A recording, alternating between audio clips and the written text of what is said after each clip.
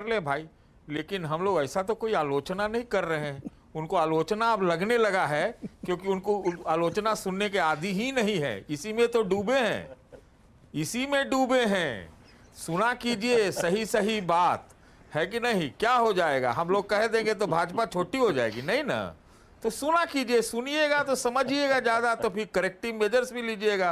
पहली बात, आप ले ना ले वो आपकी जिम्मेदारी। देखिए मैं क्या कहना चाहता हूं, बड़ी राजनीति बड़ी गंदी होती है, खासतौर से कुर्सी की। ये सब संगठन कार्यकर्ता, ये सब आज के माहौल में बातूनी बकवास फालतू बातें हैं।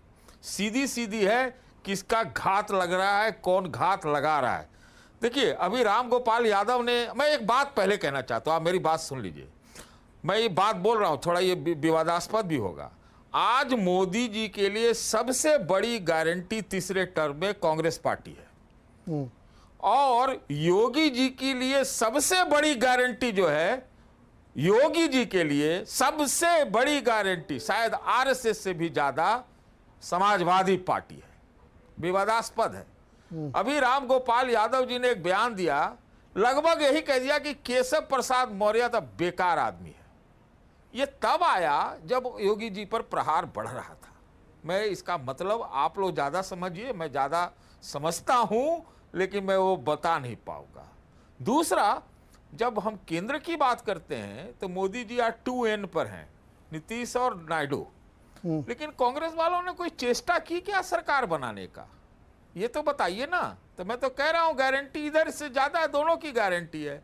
तो पॉलिटिक्स तो ऐसी तिरछा ही चलता है साहब। अब क्या कीजिएगा। अभी क्या हुआ, बीजेपी की मीटिंग हुई क्या दिल्ली में, प्रधानमंत्री जी तो बन गए।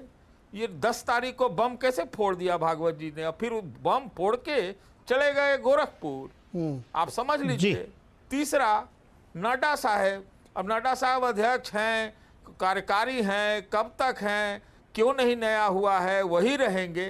तो ऐसे ही कुर्सी का खेल चलता है। ये सब संगठन और कार्यकर्ता की उपेक्षा, ऐसे शब्द ये सब सार्वजनिक रूप से बोलने के लिए है। असली जो है भीतर में सब कुर्सी की पॉलिटिक्स है साहब। अरे तो कुर्सी तो सतीश जी वैसे ही संभाली जाएगी ना, कार्यकर्ताओं के दम पे, योजनाओं के दम पे, अपनी चीज़ों को सामने रखने के दम पे ना। ऐसे थोड़ी कुर्सी मिल जाएगी लड़ाई करने से खाली।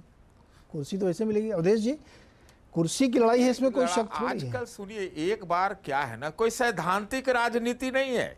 आप ये बात मैं समझ रहा हूं, इसलिए मैं कह रहा हूं कि कंप्लीट कुर्सीकरण हो गया है राजनीति का। ऐसा राजनीति था नहीं पहले। हमको लगता है जो गडकरी जी ने एक बयान दिया है, उन्होंने भी क्या सोच समझ के दिया है, क्या कह रहे हैं कि कांग्रेसीकरण भाजपा का नहीं होना चाहिए। दैट इज, मतलब यही बात सर, बोल रहे हैं। अरे क्या है? सुनो ना सतीश जी, ये आज से नहीं, कुर्सी की लड़ाई तो हमको लगता है जब से राजनीति बनी तब से हो रही है। मैं किसी का नाम नहीं ले रहा हूँ। जो लोग ये बड़ी बड़ी बातें कर रहे हैं कि ऐसा हो गया, वैसा हो गया, इनकी वजह से हार गए, उनकी वजह से हार गए, उनको ये याद रखना चाहिए कि उन्हीं की वजह से जीते भी हैं। जो बड़े बड़े लोग उत्तर प्रदेश में बहुत बड़े बड़े पदों पर बैठे हैं, मैं नाम किसी को नहीं लूँगा, उनकी हैसियत नहीं नगर पालिका का चुनाव जीत लें। ज्ञान बांटना बहुत आसान है। एक वार्ड मेंबरी के चुनाव नहीं जीत पाएंगे जो मंत्री बने बैठे हैं वहाँ पे।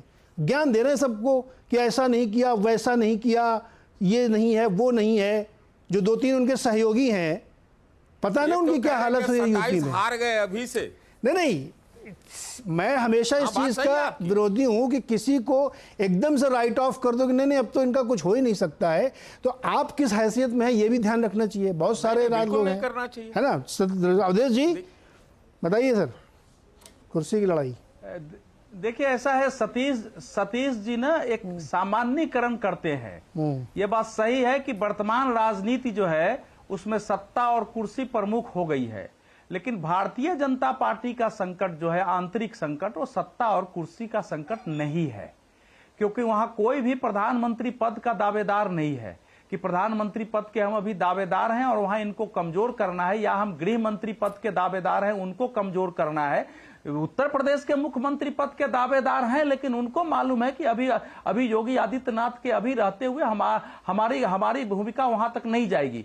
ये जो विषय देखिए, भारतीय जनता पार्टी सामान्य अर्थों में मैं बार बार कहता हूं एक पार्टी नहीं है। अगर वो कुर्सी का ही खेल है भारतीय जनता पार्टी का, तो भारतीय जनता पार्टी मुसलमानों के बीच जाके मुस्लिम तुष्टीकरण आराम से कर सकती थी और उसके वोट पाने के लिए अपनी विचारधारा में बदलाव कर सकती थी। लेकिन अगर उसका मुख्यमंत्री कहता है वहां कि हमको मियां वोट नहीं चाहिए, अगर उत्तर प्रदेश के मुख्यमंत्री कहते हैं कि भैया हम कसाई खाना नहीं खोलेंगे और मुहर्रम में लोगों को अगर मुहर्रम करना है तो उनको घरों में रह के करें, सड़कों पर वैसे भीड़ नहीं लगाए, तो ये कुर्सी के लिए केवल नहीं है। ये अगर भारतीय जनता पार्टी शिक्षा में इतना व्यापक बदलाव कर रही है तो इसलिए मैं कह रहा हूं या राम मंदिर का प्रश्न हो, बाकी प्रश्न हो, कॉमन सिविल कोड हो, तो एक आइडियोलॉजी है, एक देश की दूरगामी एक सोच है कि हमको भारत को कहां ले जाना है, यहाँ समाज को कैसा बनाना है।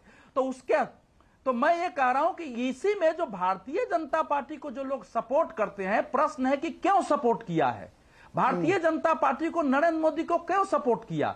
वो सत्ता में विचार के साथ साथ एक सत्ता की बेहतर संस्कृति और पार्टी के स्तर पर राजनीति की एक अलग संस्कृति, दोनों अगर संस्कृतियां नहीं, हम केवल मंत्रियों की आलोचना कर रहे हैं लेकिन पार्टी की हम छोड़ देते हैं कि पार्टी के लोगों का जो शीर्ष पर है उनका क्या है। तो अगर वो उनके समर्थक, उनके कार्यकर्ता, क्योंकि देखिए भारतीय जनता पार्टी के 35-40 संगठन आरएसएस के हैं, वो सब बीजेपी को अपना पार्टी मानते हैं। इसके अलावा देश में ऐसे लाखों लोग हैं जो किसी संगठन से नहीं जुड़े हैं लेकिन वो मानते हैं कि बीजेपी हमारी पार्टी है।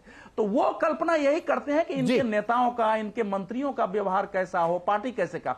तो जो मंथन हो रहा है, अगर उस मंथन में ये बातें नहीं आ रही हो, मैं अभी भी मानता हूं कि भारतीय जनता पार्टी में क्षमता है, वो फिर से खड़ी होगी। योगी आदित्यनाथ लोकप्रिय मुख्यमंत्री है, एक चुनाव जीत हार होती है, लेकिन दुर्भाग्य है कि इतने लोकप्रिय और इतने शक्तिशाली होते हुए भी जो सच्चाई नहीं स्वीकार करेंगे तो भविष्य की पार्टी की दृष्टि से सबसे बड़ी बात है कि रियलाइजेशन, जनता पार्टी लॉन्ग टर्म पॉलिटिक्स वाली रियलाइजेशन, अगर ये रियलाइज हो जाए कि गड़बड़ कहां हुई है और उसको ठीक करने के लिए तैयार हो तो हो सकता है। प्रेम जी, आपका आखिरी कमेंट सर।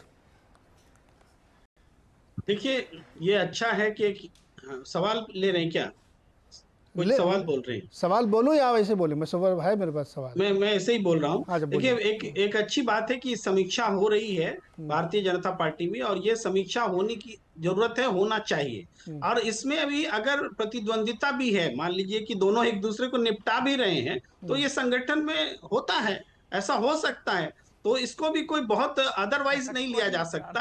हाँ, ये स्वाभाविक है, राजनीति में कोई अलग हट के नहीं। लेकिन हाँ, जो एक बात जरूर है कि बात वहीं घूम कर जाएगी कि मोदी की गारंटी या कि स्टेट लेवल पर रिस्पॉन्सिबिलिटी क्या तय होगा, ये करने में बीजेपी लगी हुई है। बीजेपी को कैसे भी मोदी को सेव करना है और दूसरे पर ठीकरा फोड़ना है, ये पूरे समीक्षा बैठक का निहितार्थ यही है।